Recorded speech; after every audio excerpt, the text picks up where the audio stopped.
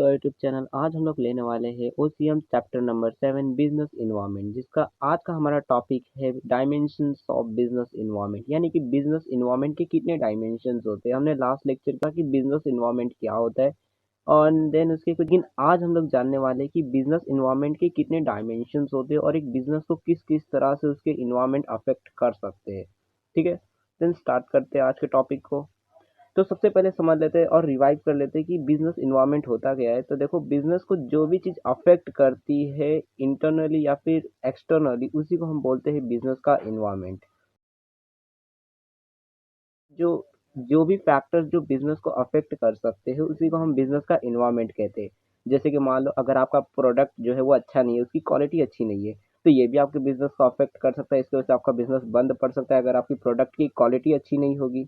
Then ऐसा भी हो सकता है कि आपने कहीं पे दुकान खोला है, वहाँ पे भूकंप आ गया, आपका दुकान खराब मतलब टूट फूट गया, तो वो उसके वजह से भी आपका बिजनेस जो है वो अफेक्ट पड़ सकता है। तो ये जो फैक्टर्स होते हैं जो आपके बिजनेस को अफेक्ट कर सकते हैं, उसी को हम बिजनेस का इन्वायरमेंट कहते हैं, चाहे अच्छी तरीके से या फिर बुरे तरीके से। ठीक है, अब कुछ फैक्टर्स होते हैं जो हमारे कंट्रोल में होते हैं, ऐसे फैक्टर्स जो हम कंट्रोल कर सकते हैं, चाहे तो मतलब उन फैक्टर्स को हम होने से रोक सकते हैं। ठीक है, अब ऐसे कौन से फैक्टर्स होते हैं, तो उन फैक्टर्स को हम बोलते हैं इंटरनल फैक्टर्स, यानी वो फैक्टर्स जो हमारे बिजनेस के अंदर होते हैं, जिनके ऊपर कंट्रोल होता है।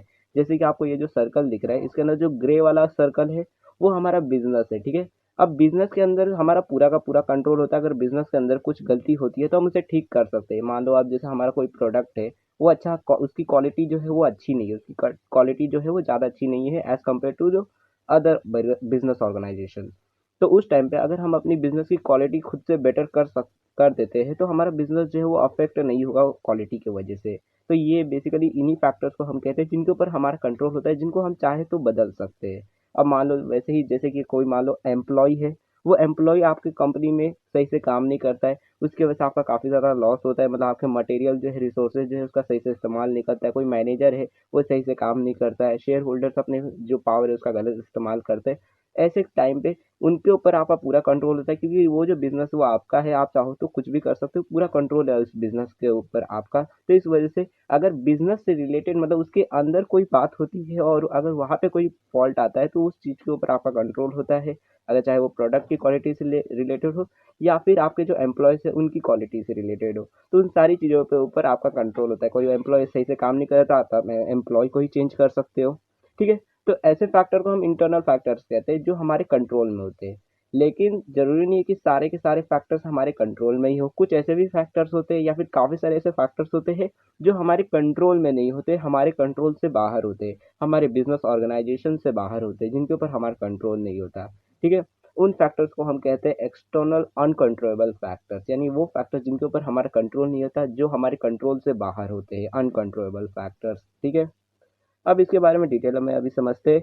अभी सिर्फ ओवरव्यू लेंगे, ना कि डिटेल में जानेंगे। एक एक सेपरेट वीडियोस आने वाले लेक्चर्स में आपको मिल जाएगी, तो अभी सिर्फ ओवरव्यू देखते हैं। तो देखो, अब एक्सटर्नल फैक्टर्स में क्या क्या फैक्टर्स आते हैं।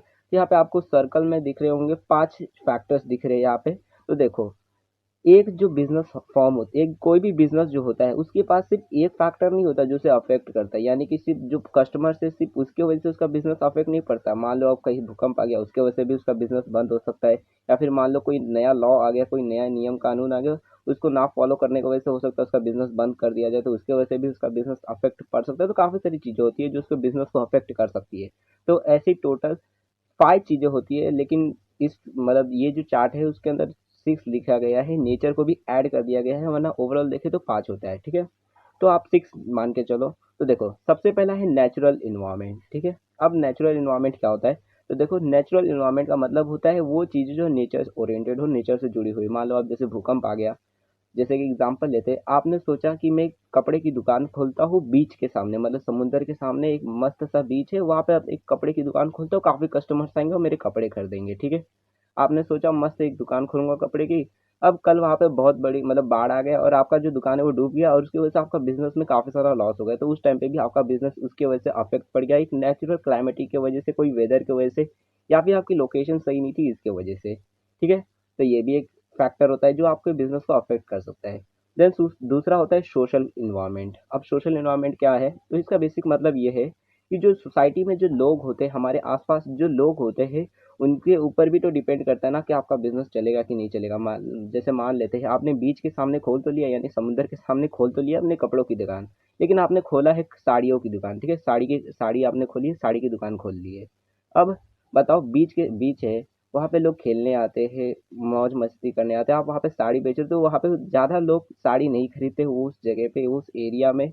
और वहाँ का जो ट्रेंड है वो भी साड़ी का एरिया नहीं है, क्योंकि बीच बेसिकली सिटीज़ में होते हैं और वहाँ पे लोग ज़्यादा साड़ी नहीं पहनते, जीन्स जीन्स वीन्स पहनते हैं। तो वहाँ पर लोग जो है उनका टेस्ट अलग है, उनका ट्रेंड अलग है, सो दैट वहाँ पर आपका जो प्रोडक्ट है वो बिकेगा नहीं। तो इस वजह से वहाँ का जो सोसाइटी है उसकी वजह से भी आपका बिजनेस अफेक्ट पड़ सकता है, कि लोगों के टेस्ट के ऊपर भी डिपेंड होता है। वो भी चीज़ आपके ऊपर कंट्रोल में नहीं होती है, कि आप लोगों को तो बोल नहीं सकते कि नहीं आप जीन्स वीन्स मत पहनो, हमारी साड़ी पहनो, तो इसमें तो आपका कंट्रोल नहीं है, अब जो लेना है वो तो लेंगे वो। तो ये भी एक हो जाता है फैक्टर, सोशल इन्वायरमेंट, कि जो लोग होते हैं उनके ऊपर भी डिपेंड करता है, वो भी हमारे बिजनेस को काफ़ी ज़्यादा अफेक्ट कर सकते हैं। देन थर्ड होता है political environment. Basically political environment का मतलब होता है जो हमारी गवर्नमेंट होती है, या फिर जो जुडिशरी, मतलब क्या, जो कानून होता है, या फिर जो लेजिस्लेचर असेंबलीज होती है, वो भी अगर मान लो, जैसे मान लो आपके ऊपर किसी ने केस कर दिया, और जो अदालत है उसने आपके ऊपर कोई एक्ट डाल दिया, या फिर आपके ऊपर किसी तरीके से कोई मुकदमा आ गया, तो उस टाइम पे उसके जो रूल्स एंड रेगुलेशन वो भी फॉलो करनी पड़ सकती है, और उसकी वजह से आपका जो बिजनेस है वो अफेक्ट पड़ सकता है। या फिर कोई गवर्नमेंट है उसने आपके कंपनी के ऊपर रिस्ट्रिक्शन लगा दी, या फिर उसने आपको कुछ मतलब ऑर्डर दे दिया कि आपको इसी तरह से काम करना है वरना आप काम नहीं कर सकते। जैसे कि काफ़ी सारे एग्जांपल दे सकते हैं, जैसे कि मान लो जैसे आप सिगरेट बेचते हो, तो आपको मालूम होगा सिगरेट का जो पैकेट होता है उसके ऊपर कैसे, सिगरेट के ऊपर, पैकेट के ऊपर कैसे गंदे गंदे ऐसे सड़े हुए मुंह फेफड़ों का से फोटो चिपका रहता है। तो वैसे गवर्नमेंट जो है वो अपने मतलब कुछ कुछ जो इंडस्ट्रीज होती है उन्हें ये ऑर्डर देती है कि आपको ये करना ही होगा अपने पर्टिकुलर प्रोडक्ट के अंदर। तो उस टाइम पे आपको वो सारी चीज़ें फॉलो करनी पड़ सकती है, और जिसकी वजह से हो सकता है आपका बिजनेस भी अफेक्ट पड़ जाए। ठीक है, तो ये तीसरा इन्वायरमेंट होता है। Then fourth environment is economic environment. Economic environment का मतलब होता है कि लोगों की इकोनॉमिक कंडीशन कैसी है, यानी कि आप जिस भी एरिया में जा रहे हो अपना प्रोडक्ट बेचने के लिए, वहाँ पे लोग अमीर हैं या गरीब है, उसी हिसाब से आपको अपने प्रोडक्ट बेचने चाहिए। यानी कि मान लो अगर आप मुंबई में जाते हो प्रोडक्ट बेचने के लिए, तो वहाँ के लोग जो है अगर वो अमीर होते हैं तो वहाँ पे आपको मतलब जो स्टैंडर्ड जो लग्जरीज प्रोडक्ट होते हैं वो बेचने चाहिए, क्योंकि वहाँ पे लोग चीप प्रोडक्ट नहीं खरीदेंगे।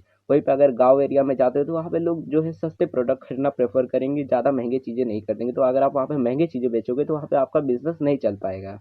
तो ये भी चीज़ आपको, ये भी जो फैक्टर काफ़ी इंपॉर्टेंट है कि आपको इकोनॉमिक कंडीशन देखनी चाहिए कि एरिया की या फिर एक कंट्री की। अब जैसे यूएस है तो वहाँ पे लोग जो है ज़्यादा रिच रहते हैं एज़ कम्पेयर टू इंडिया। तो यहाँ पे लोग जो इंडिया में कैसे चीप मतलब सस्ते सस्ते चीज़ों का लोग शौक रहते हैं कि हमें सस्ते से सस्ते चीज़ मिल जाए। लेकिन अमेरिका में क्या होता है, हमें अच्छी क्वालिटी का प्रोडक्ट मिलना चाहिए। यहाँ पे क्वालिटी नहीं, यहाँ पे मनी देखा जाता है कि सस्ता चीज़ मिलना चाहिए। तो इस हिसाब से आपको अपना बिजनेस भी रखना चाहिए। अगर आप अमेरिका में जा रहे हो तो वहाँ पे अच्छी क्वालिटी का और बेस्ट मतलब ज़्यादा दाम पे आपको प्रोडक्ट देना चाहिए। और इंडिया में बेच रहे हो तो यहाँ पे क्वालिटी थोड़ी कम भी रहेगी चलेगा, लेकिन दाम जो है वो कम रहना चाहिए। ठीक है, अब जो पांचवा जो इन्वायरमेंट है वो है टेक्नोलॉजिकल इन्वायरमेंट।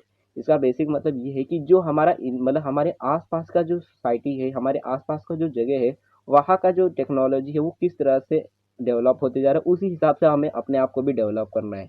जैसे कि अभी के टाइम पे लोग स्मार्टफोन चलाते हैं। अब अभी के टाइम पे आप लोग डब्बा फ़ोन बेचने लगोगे तो वहाँ पे अभी कौन खरीदेगा डब्बा फ़ोन। तो ये भी काफ़ी ज़्यादा एक इम्पॉर्टेंट फैक्टर हो जाता है कि अगर आप टेक्नोलॉजी के हिसाब से अपने आप को डेवलप नहीं करते, एडवांस नहीं करते, अपडेट नहीं करते हो, तो उस टाइम पे आपका जो बिजनेस है काफ़ी ज़्यादा अफेक्ट पड़ सकता है। जैसे नोकिया था, तो उसने मतलब बहुत जल्दी अपना स्मार्टफोन नहीं लाया, उसने क्या डब्बा पीसी बेच रहा था, तो उस टाइम पे क्या हुआ, उसके बिजनेस जो है काफ़ी ज़्यादा लॉस में चला गया।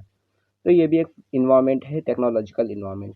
देन लास्ट है लीगल इन्वायरमेंट, यानी कि पर्टिकुलर एरिया से या फिर कोई भी कंट्री जो होती है, हर एक कंट्री का कुछ ना कुछ लॉ होते हैं, नियम कानून होते हैं किसी भी तरीके के इंडस्ट्री और कंपनी बिजनेस से रिलेटेड।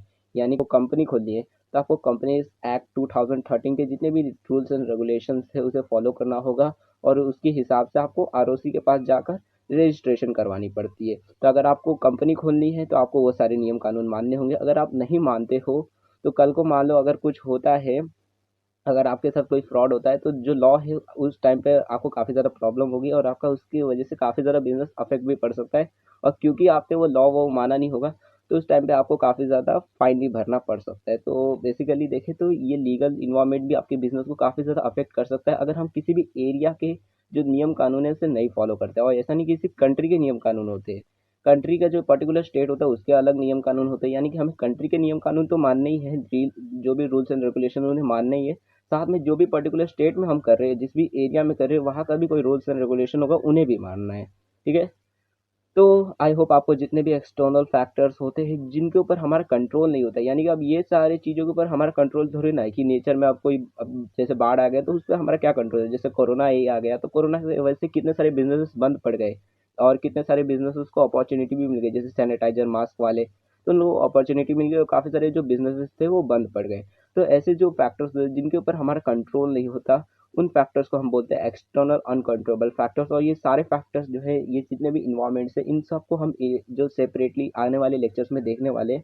तो अगर आपको वो वाली वीडियो देखनी है तो हम नेक्स्ट वीडियो में आपको मिल जाएगी। और हमारा नेक्स्ट टॉपिक होने वाला है वो है डायमेंशंस ऑफ बिजनेस इन्वायरमेंट का इंटरनल फैक्टर्स के बारे में, यानी कि जो इंटरनल फैक्टर्स है उनको डिटेल में हम डीप में समझने वाले हैं। तो अगर आपको वो वाली वीडियो देखनी है तो ये ऊपर वाली वीडियो को देख सकते हो, वरना नीचे वाली वीडियो को, आगे वाली वीडियोस को देखने के लिए नीचे वाली प्लेलिस्ट को क्लिक करके देख सकते हो, वरना चैनल को सब्सक्राइब करके इस वीडियो को अपने दोस्तों के साथ भी शेयर कर सकते हो।